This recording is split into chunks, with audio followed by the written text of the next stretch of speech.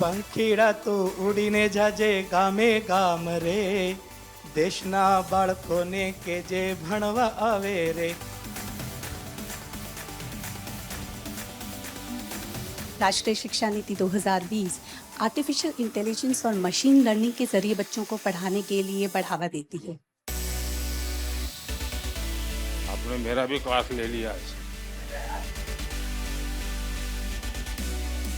प्रधानमंत्री नरेंद्र मोदी ने शिक्षक दिवस पर राष्ट्रीय शिक्षक पुरस्कार से सम्मानित शिक्षकों से बातचीत की। अपने बातचीत के दौरान पीएम मोदी ने नई शिक्षा नीति एनईपी के प्रभाव पर चर्चा की और आज युवाओं को विकसित भारत के लिए तैयार करने के लिए शिक्षकों की जिम्मेदारी के बारे में बात की। प्रेस विज्ञप्ति के अनुसार पीएम मोदी ने कहा है कि आज के युवाओं को विकसित भारत के लिए तैयार करने की जिम्मेदारी शिक्षकों के हाथों में है। पीएम ने अपने मातृभाषा में भी शिक्षा प्राप्त करने के लिए महत्व पर चर्चा की। आइए आपको दिखाते हैं इसी बीच खास पल में हुई क्या बातचीत। माननीय प्रधानमंत्री जी नमस्कार। नमस्ते जी। मैं डॉक्टर अविनाशा शर्मा हरियाणा शिक्षा विभाग में बतौर अंग्रेजी प्रवक्ता के रूप में काम कर रही हूँ।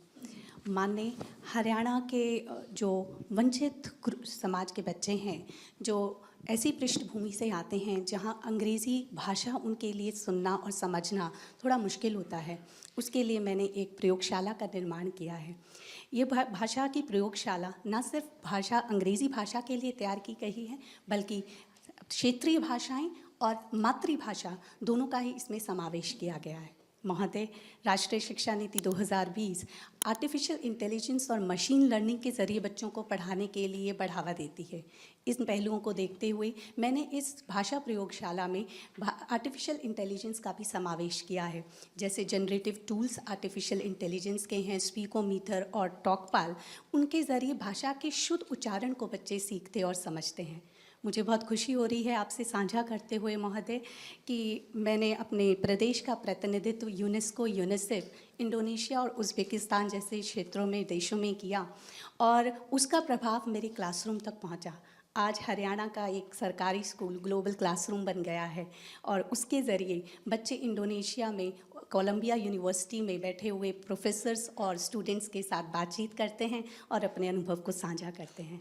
थोड़ा अनुभव बताएंगे किस प्रकार से करते हैं आप, बाकियों को भी पता चले। हाँ जी सर, माइक्रोसॉफ्ट स्काइपाथन एक टाइप का प्रोग्राम होता है जिसको मैंने अपने बच्चों से इंट्रोड्यूस कराया है। कोलंबिया यूनिवर्सिटी के प्रोफेसर्स के साथ बच्चे जब बातचीत करते हैं, उनके कल्चर, उनकी लैंग्वेज, उनकी जो रोज़मर्रा में काम आने वाली चीज़ें हैं, जिस तरीके से वो अपने एकेडमिक्स को इन्हांस करते हैं, वो चीज़ें हमारे बच्चे सीख पा रहे हैं। बहुत खूबसूरत सा एक अनुभव मैं शेयर करना चाहूँगी सर आपसे।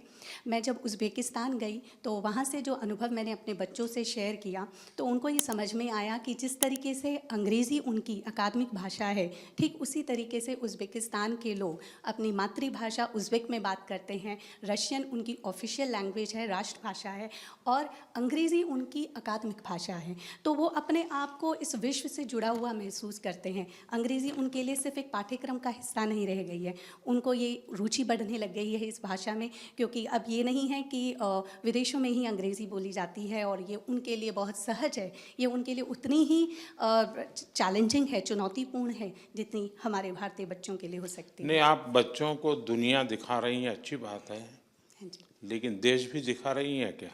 बिल्कुल सर। जब मैं तो क्षेत्रीय हमारे देश भाषाओं की कुछ चीज़ें जिससे उनको अंग्रेजी सीखने का, जानने का, समझने का मन कर जाए, ऐसा कुछ? सर, मैंने इस भाषा प्रयोगशाला में भाषा कौशल विकास पर काम किया है। तो अंग्रेज़ी भाषा तो एक पाठ्यक्रम की भाषा रही है, बट भाषा सीखी कैसी जाती है, क्योंकि अब मेरे पास जो बच्चे आ रहे हैं वो हरियाणवी परिवेश के हैं। अगर मैं रोहतक में बैठे हुए बच्चे से बात करूं, वो नूंह में बैठे हुए बच्चे से बिल्कुल डिफरेंट भाषा में बात करता है। तो अच्छा, हम जैसे घर में हमारे पास टेलीफोन पुराने ज़माने में वो जो रहता था, हाँ जी, डिब्बा, वो फ़ोन है, और हमारे घर में कोई ऐसे गरीब परिवार की कोई महिला घर काम के लिए अपने यहाँ आती जाती है। हाँ जी। इतने में घंटी बजी और वो टेलीफोन उठाती है, उठाते बोलती हेलो। वो कैसे सीखी वो? यही भाषा का कौशल विकास सर बताया, भाषा सुनने पर और उसका प्रयोग करने पर आती है। और इसलिए सचमुच में लैंग्वेज बोलचाल से बहुत जल्दी सीखी जा सकती बिल्कुल सर। चलिए, बहुत बढ़िया। Thank you sir, thank you.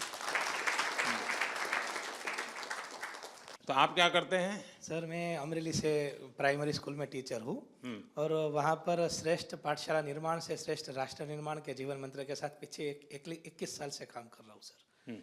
क्या विशेषता क्या है आपकी? सर मैं हमारे जो लोकगीत है कहते हैं ना, आप बहुत पेट्रोल जलाते हैं। हाँ सर, वो बाइक पर में जो हमारा प्रवेशोत्सव आपके द्वारा जो हमारा सफल कार्यक्रम वहाँ से शुरू हुआ 2003 से। सर हमारे जो लोकल गरबा गीत है उसको मैं एजुकेशन अवेयरनेस गीत में परिवर्तित करके मैं गाता हूँ। जैसे पंखीड़ा है हमारा, सो अगर आपकी अनुमति हो तो गा हाँ, हो जाए।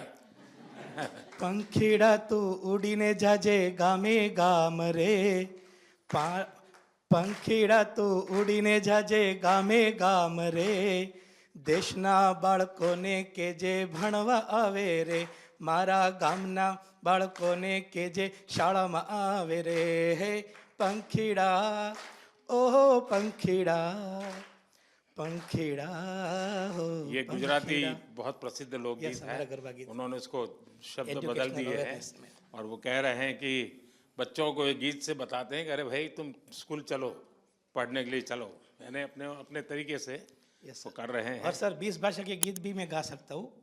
20 भाषा के साथ। अरे वाह, बहुत बहुत बढ़िया। Thank you sir, thank you sir.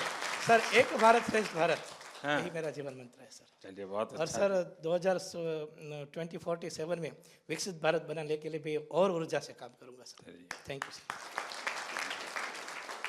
ये विकसित भारत ये कोई सिर्फ मोदी का कार्यक्रम नहीं है। हम सबको मिलकर के विकसित भारत के लिए ऐसा मानव समूह भी तैयार करना है, ऐसे सामर्थ्यवान नागरिक भी तैयार करने हैं, ऐसे सामर्थ्यवान नौजवान तैयार करने हैं। अगर हमें आगे चल करके 25-50 गोल्ड मेडल अगर खेलकूद में लाने हैं, कहाँ से निकलेगा वो खिलाड़ी? जो आपके स्कूल में दिखते हैं उन बच्चों में से निकलने वाला है। और इसलिए हम उन सपनों को लेकर के, और आपके पास बहुत लोग हैं, सपने होते हैं, लेकिन उनके सामने इन सपनों को साकार कैसे करें? आप वो लोग हैं, आपके मन में जो सपना आए उस सपने को साकार करने के लिए वो लेबोरेटरी आपके सामने ही है, रॉ मटेरियल आपके सामने है, वो बच्चे आपके सामने हैं। आप अपने सपनों को लेकर के उस प्रयोगशाला में प्रयास करेंगे, आप जो चाहे वो परिणाम लेकर के आएंगे। मेरी तरफ से आपको बहुत बहुत शुभकामनाएं, बहुत बहुत धन्यवाद।